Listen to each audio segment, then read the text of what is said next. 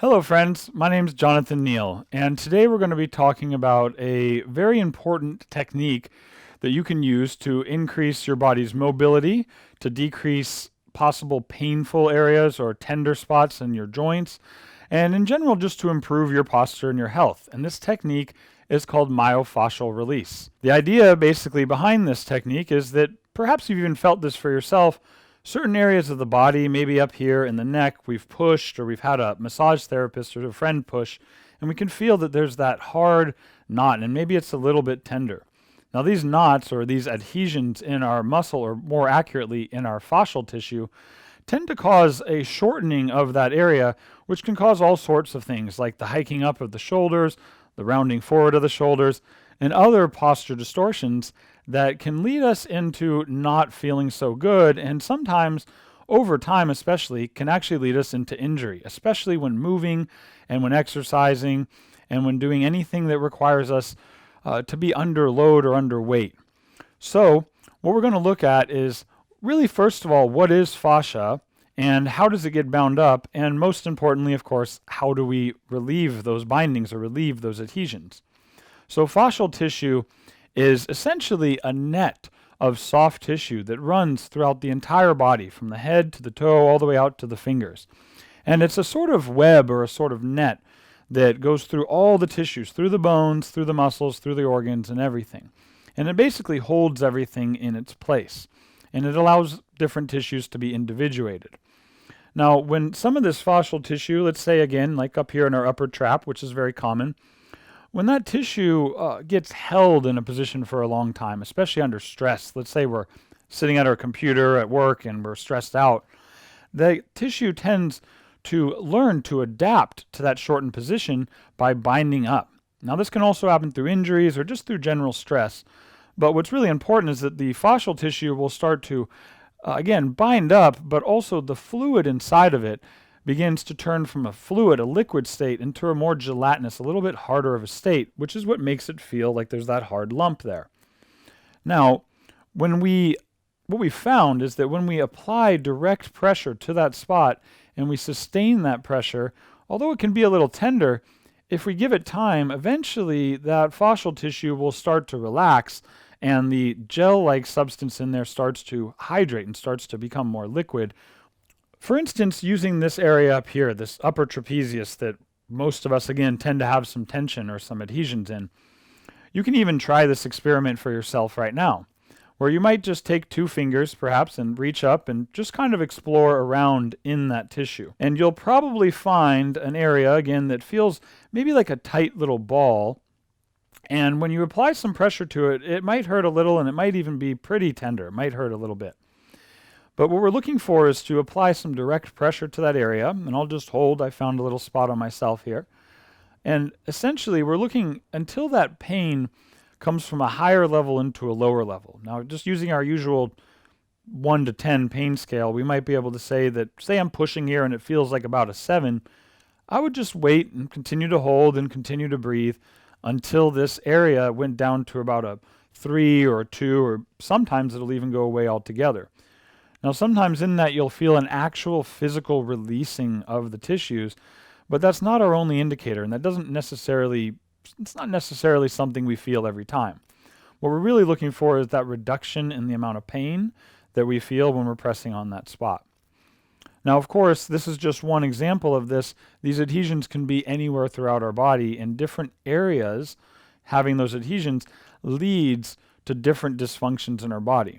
And oftentimes it's a complex of different ones. Oftentimes it's, for instance, not just the upper trapezius, but the upper trapezius activates, and that causes us to roll down here, maybe the pectoralis major, pectoralis minor, maybe the anterior deltoid all come into play. And then even from there, as that starts to shift, everything in our hips, our back, our neck, and everything else throughout the body, because again, that fascia is one big web running through the whole body, all of those areas can become affected by just one area becoming tight. So ideally, we find those areas and we release them as soon as we can and as completely as we can so that we don't end up just building and building that complex. So it's very important, especially before you engage in any kind of physical activity, whether it's throwing a football, running, or lifting weights or yoga or anything else, that we take some time to address these adhesions and address our fascia, get those tissues open, get those joints able to move through their proper range of motion, and get that good alignment and that good posture that can only really come and can only really be established when we're not fighting against that tightness in all of our muscles.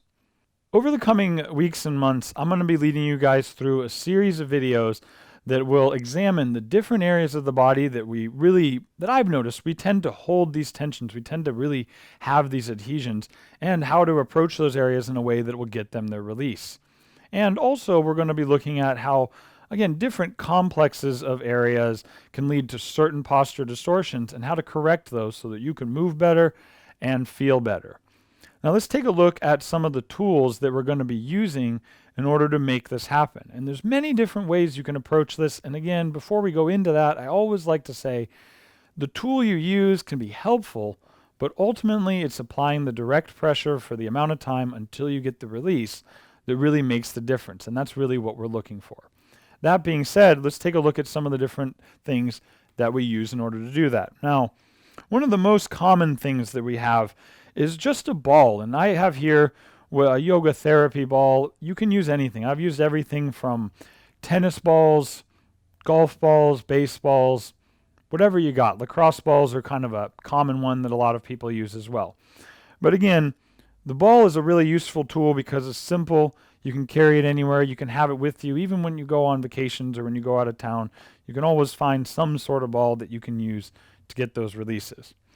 Now, besides the ball, there's some areas of our body that are a little harder to approach using the ball, for instance, up in that upper trap or in the neck.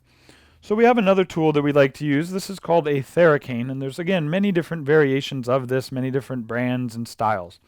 But the idea being the same, again, that it's a good way to perhaps approach some of these other areas that it would be hard to apply a ball to. So we can use that tool as well. And then, of course, there's everyone's trusty foam roller here, and we've all seen a foam roller, and again, there's many different kinds. I personally like this kind that has the little knobs in it because it can help us to really pinpoint all those little knots and those little adhesions. But there's many different applications for this tool as well, and we'll be looking at some of those. Also, you may want to go ahead and have yourself some kind of a yoga block, and if you don't have a yoga block, of course, a book or any other object that can sort of bring the floor up closer to you can help with some of the spots we'll be looking at. And then one of my favorite tools for this, which not everyone's necessarily going to use, it's a high-tech device. This is called a Hypervolt by a company named HyperIce. And there's many different ones of these on the market as well. I like this one because it's quiet.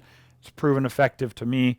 And I just really like it. It's very easy handle hold and very applicable. But this is a very powerful tool that we can use that can apply a lot of release, again, especially to areas that might be hard to reach, and also just to give us that little bit of a advantage, a little technological advantage that helps us to get that release without necessarily applying so much manual effort. So I'm looking forward to going over this content with you and to providing all this just free content on how to utilize this myofascial release technique all over your body to bring you, again, relief possibly from pain, also good quality movement and health and longevity in your training.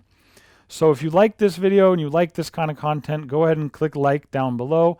And if you'd like to see all those videos and you'd like to see them as soon as they come out and all the other free content we provide here on this channel, then go ahead and click the subscribe down below and you'll be notified of all that. Thanks so much for watching this. Have a wonderful day and take care of yourself out there.